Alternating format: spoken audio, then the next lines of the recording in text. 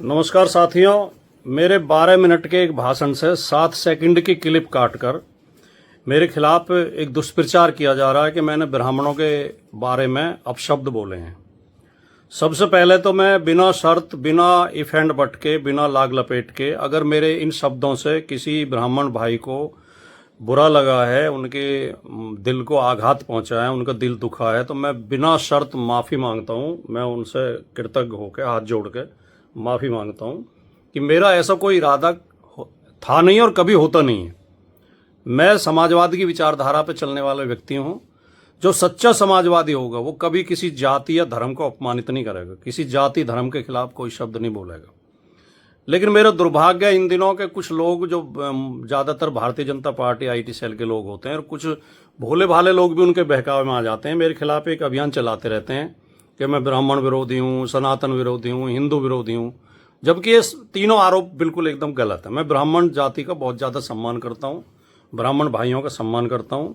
ब्राह्मण समाज में एक से एक विद्वान, एक से एक राष्ट्रभक्त, एक से एक वीर योद्धा और बुद्धिजीवी पैदा हुए हैं, और मैं किसी भी समाज का, किसी जाति का, किसी धर्म का अपमान करने की कभी सपने में भी सोच नहीं सकता। है क्या कि दिल्ली में एक कार्यक्रम था जवाहर भवन में। एक हमारे मित्र हैं अली अनवर जी, जो राज्यसभा सदस्य रहे हैं, जेडीयू के बड़े नेता रहे हैं। उनके बेटे ने और उनकी बहू ने, रफरफ अंसारी और जावेद अनवर ने, एक किताब लिखी है जातीय और सांप्रदायिकता के विषाणु। और ये किताब केंद्रित है भारतीय समाज में जातियों को लेकर क्या क्या मुहावरे, लोकोक्तियां और कहावतें बनी हुई हैं, उनको लेकर केंद्रित है।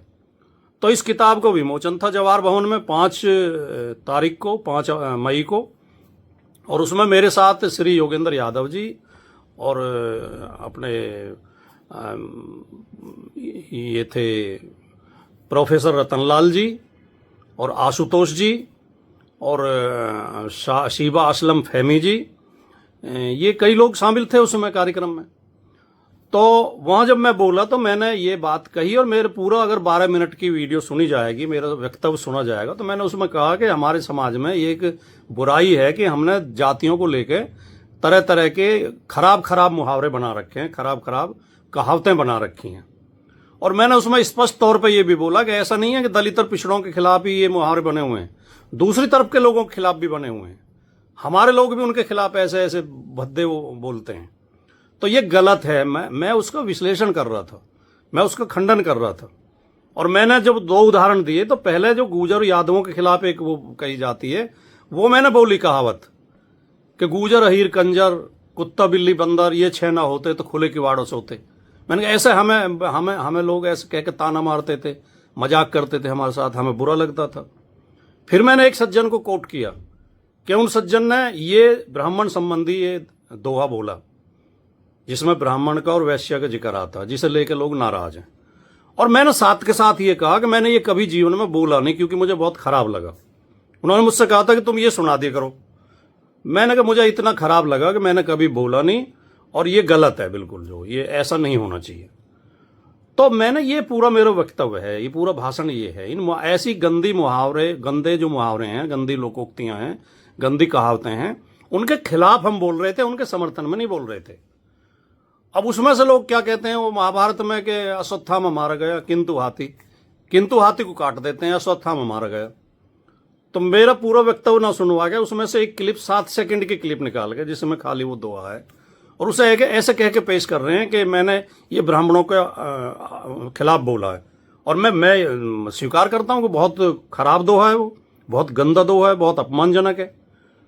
तो मैंने उसका जिक्र किया। अगर इसमें भी मुझसे मेरी गलती थी कि मैंने जिक्र किया, तो भैया दोबारा माफ़ी चाहता हूँ। और ब्राह्मण समाज एक प्रबुद्ध समाज माना जाता है, शिक्षित और समझदार समाज माना जाता है। यार इतनी जल्दी बहकावे में मत आए करो। ब्राह्मण बंधुओं, ब्रह्म देवताओं, पूरी बात समझ लिया करो। पूरी वीडियो आप सुन लेंगे तो आपकी शिकायत दूर हो जाएगी।